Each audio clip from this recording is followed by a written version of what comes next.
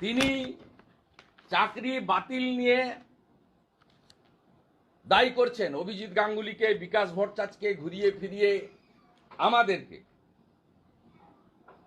আমি আপনাকে বলি, আজকের যিনি ভারতবর্ষের উপরাষ্ট্রপতি আছেন, তদানীন্তন রাজ্যপাল, আজকে 188-এ রাজ্যপালকে নথি দেওয়া হয় না। এই রাজ্যপাল মহোদয় তেমন চুপ করে সহ্য করছেন।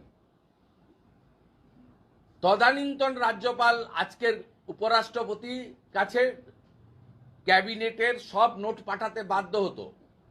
তিনি আটকে দিয়েছিলেন 5ই মে 2022 এই ক্যাবিনেটের নোট মমতা ব্যানার্জির কাছে অভিজিৎ গাঙ্গুলি মহোদয়ের প্রাইমারি জাজমেন্টের পরে পরেশ অধিকারীর মেয়েকে চাকরি দিতে গিয়ে